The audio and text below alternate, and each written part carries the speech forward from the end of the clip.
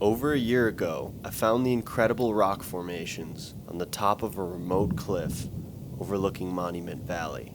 After many more hours of exploring this place on Google Earth, I realized I had barely scratched the surface on my initial visit. There was so much more to find out here.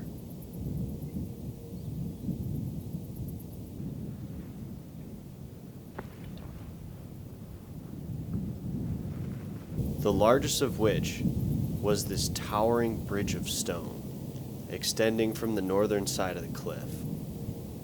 I wasn't even sure if it was possible to get across it. And the shapes on the end looked different, but just as impressive.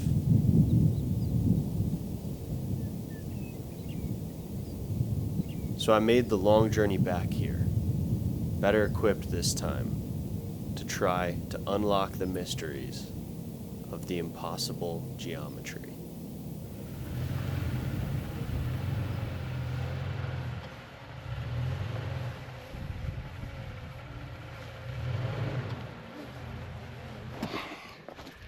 All right, we have returned.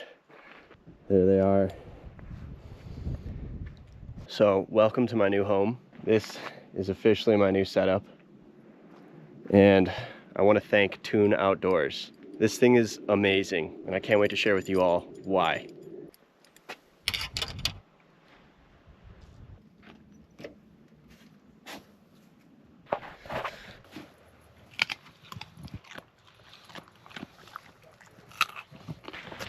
All right, now we set up a little tarp shelter for Tui. Now we're gonna set up camp for the night. So as you can tell, this is a complete pop-top camper, which means that when you're driving it actually folds down, but when you're stopped and camping for the night, it pops up and gives you a pretty large amount of space here. There's actually about a queen-size bed worth of space, and you actually have the ability to sleep side to side or front to back.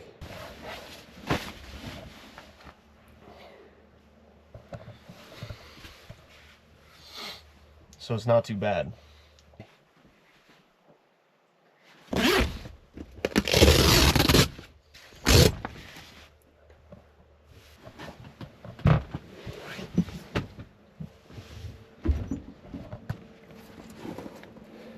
One of the coolest things about this camper is the fact that there's T-track running along every single surface, which means that you can mount all your stuff on the walls.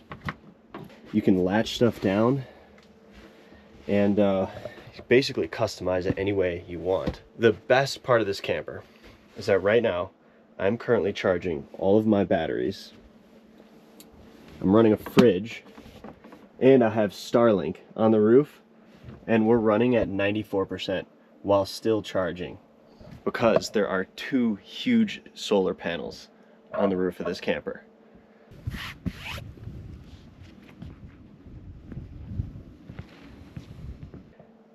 So this is a solar powered, satellite powered off-road camper. We're gonna be living out of this thing for the summer and the foreseeable future, off-roading some pretty remote places and trying to live experimentally off-grid and just trying to basically live out in nature as much as I can and experience true immersion into the outdoors, which is only possible with a really innovative lightweight camper like this, solar and satellite. It was a long winter getting this all together, but we're finally here and I'm just feeling truly grateful.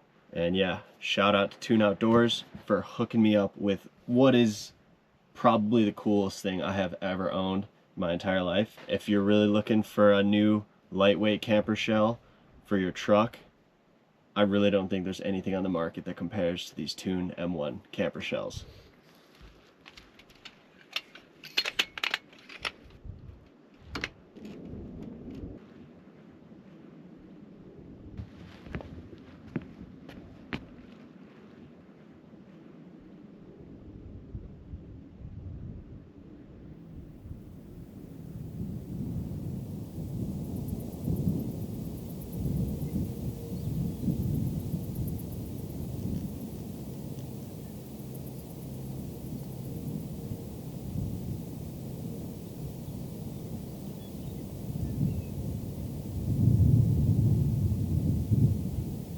Come here.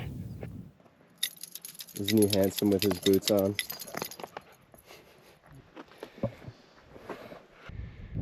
All right, so here we are at the missing block. I remember this section in particular made the internet go a little crazy.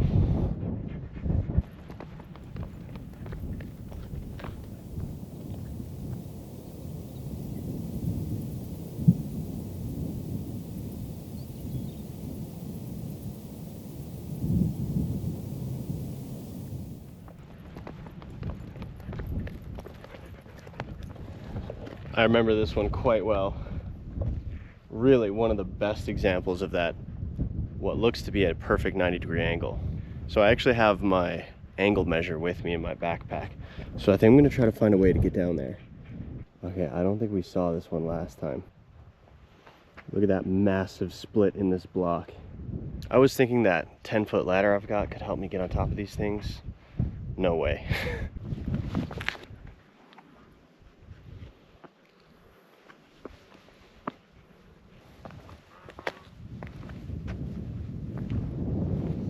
All right, I think that is one of the most impressive blocks of stone on this entire cliffside. And somehow we did not see it last time we were here. All right, now we're going below the cliff layer on a hunt for more petroglyphs and to see these immense cubes from the bottom up before we start heading up the point.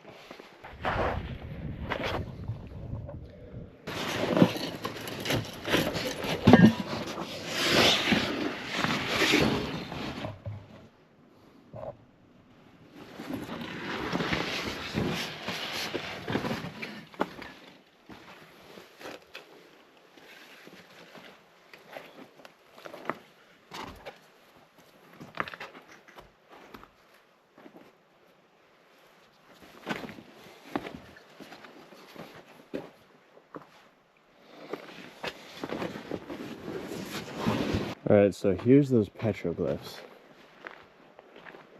Usually where you can find some, you can find others. So it made me really wonder, you know, could we find any more?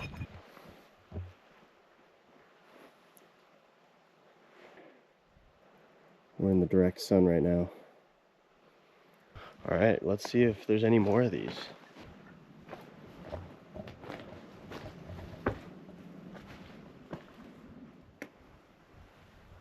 These rocks have definitely been stacked. Oh, a beautiful caterpillar. That's a little bit reminiscent of a rock shelter. Might have enclosed this little underground space. It's not much.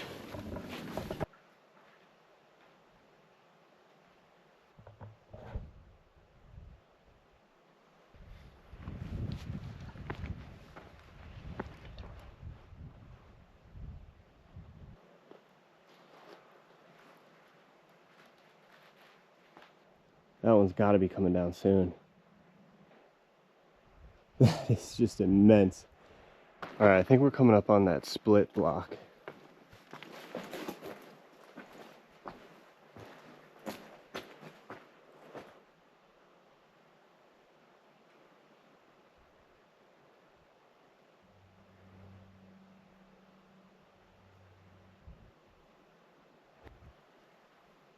Part of me was kind of wishful thinking maybe I could kind of stem up it, but there's no way.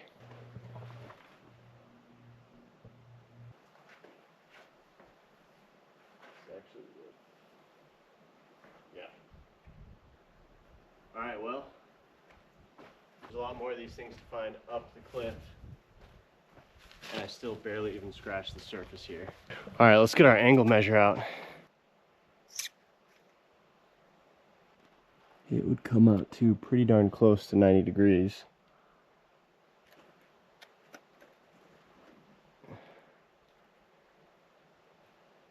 And yes, right angles do occur in nature. It's not super common, but it definitely happens.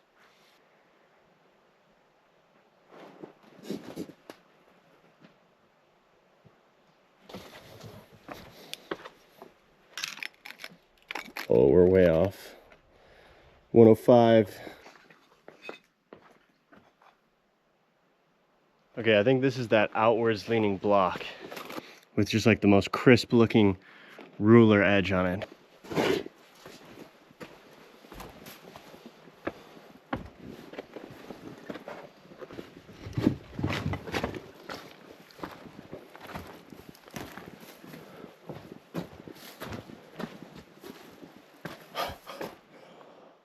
Okay, I mean, hold the phone. Look at that corner. That is so precise.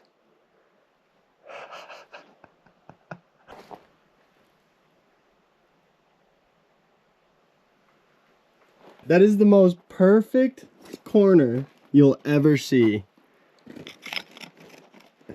Oh my gosh. 90 degrees. We're really close to it. Look at that.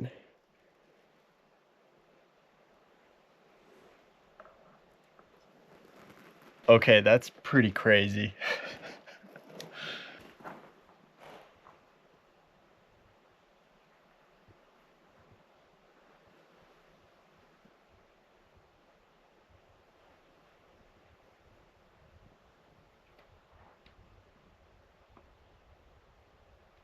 That corner is like one of the most delicate, precise things I think I've ever seen in nature. Somewhere deep underground, 3 fractures of rock came together to create just that perfect, tiny little corner. It is almost as simple as that. These massive rectangular blocks weren't cut. They cracked naturally along intersecting fractures called orthogonal joints. Phew. We're on top of the fallen block. I can't believe I didn't do this last time I was here. Over millions of years, a really slow uplift of tectonic plates stressed the overlying sandstone layer until it split apart at near perfect right angles. Water and wind worked its way into these cracks.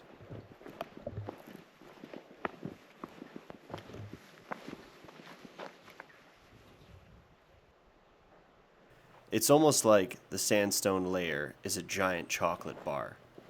All right, we gotta climb down off of this thing now. And that chocolate bar was bent until it snapped apart in a grid-like pattern. There's absolutely no signs of drawings.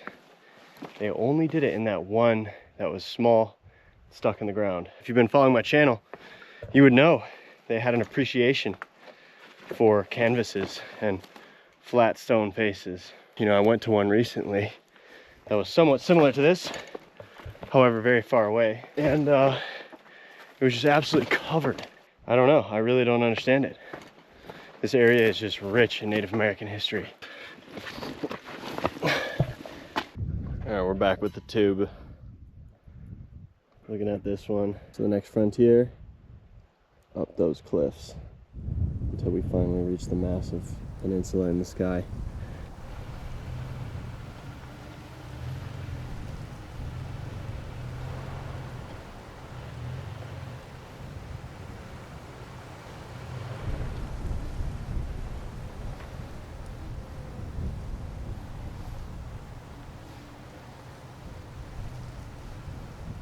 Come on. It's because your pads are sore. Come on, let's go.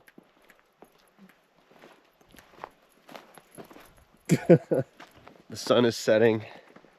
We set up camp. I have an entire stretch of this cliff all to myself. There's nobody in eyesight. And I'm just gonna go for a stroll and scout out our mission tomorrow. This plateau doesn't even have like a name. Look at this. There goes the sun.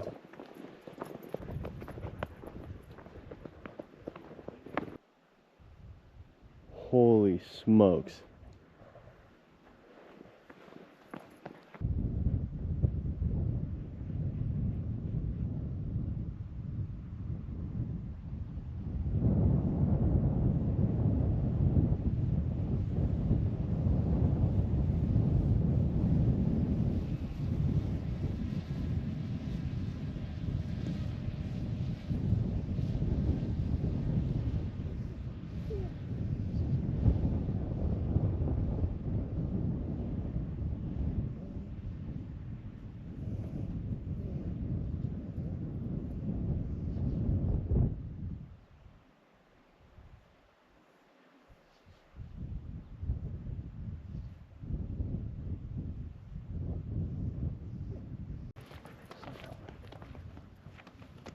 Goodbye, beautiful sun!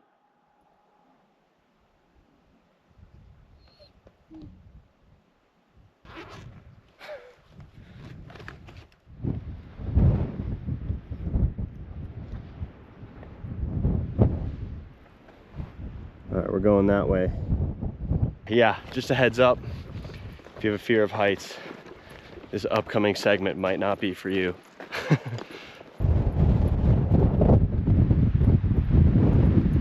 Oh boy.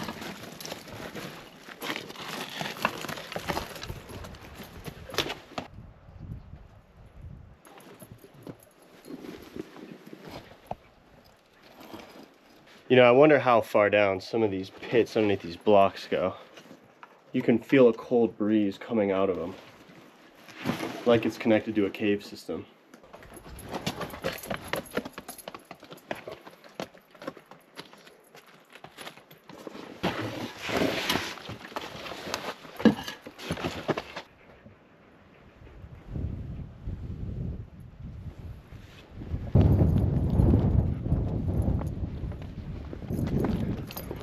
Okay, we have started to cross the bridge at this point.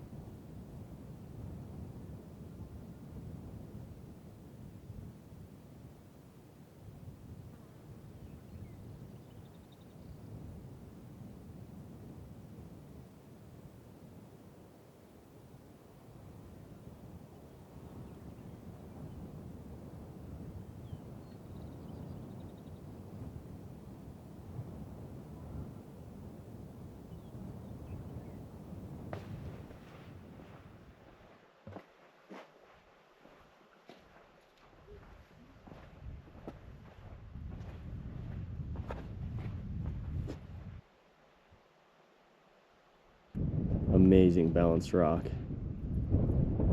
And a really crazy looking plateau. And you can see the shadow cast by the cliff.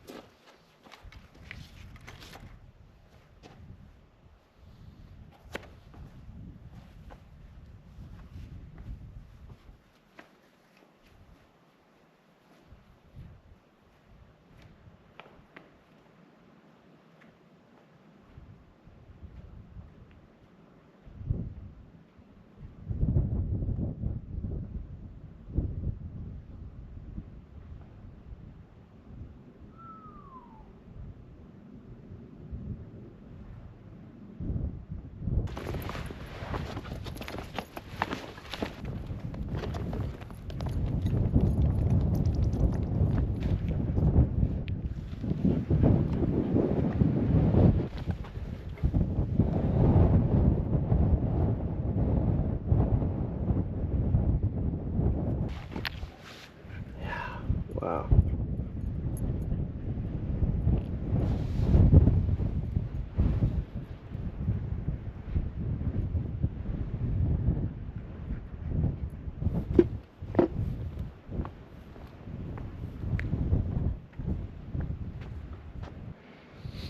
Look at the potato chip rock.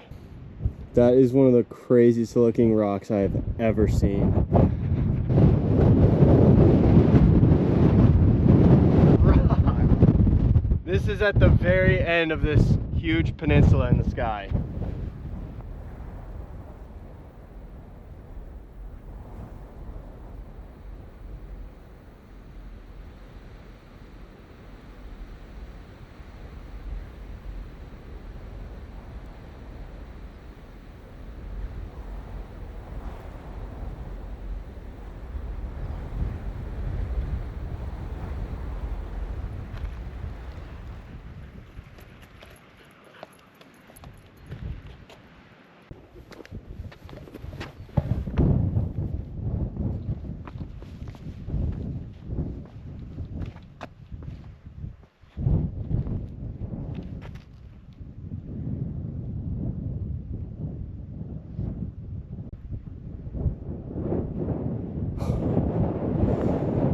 So something about the blocks of stone here, they've lost their perfect 90-degree angles.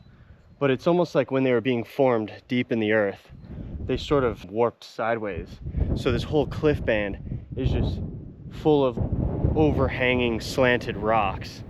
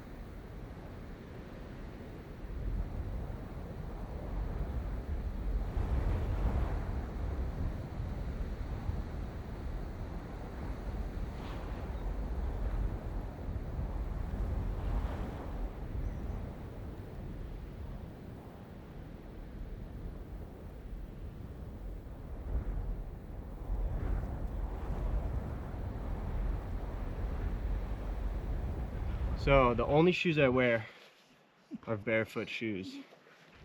And because the sole of these shoes flexes so much, when you're walking around on steep slick rock, you actually get more contact and more surface area with the rock. So you get to scale up the sides of steep sandstone walls that you normally wouldn't be able to do. You can actually bend and grab onto the rock with the front pad of your foot. Couldn't do that with a stiff-soled boot.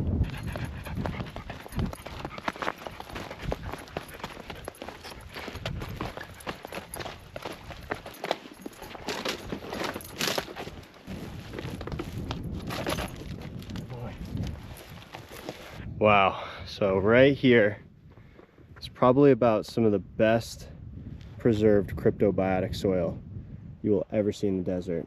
It's a mixture of lichen, algae, and different bacteria. And they come together and they create a living crust. No human being has ever stepped foot, and it's actually respirating. So we're actually breathing in oxygen that this stuff creates.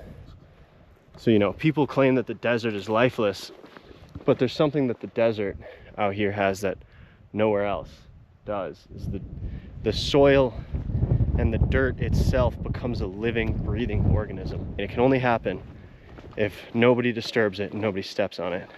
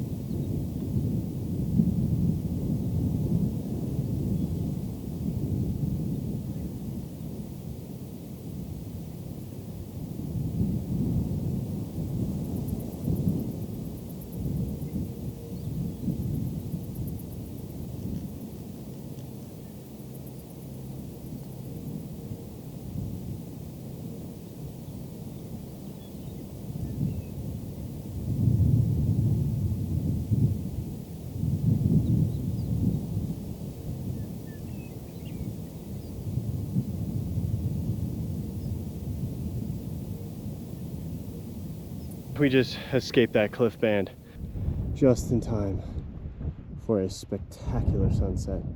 I really was not expecting the massive scale of that plateau. Just looking at myself on the drone footage, I look like a little tiny ant walking across it. All right, we're gonna walk back before the sun goes down and enjoy this beautiful full moon rising.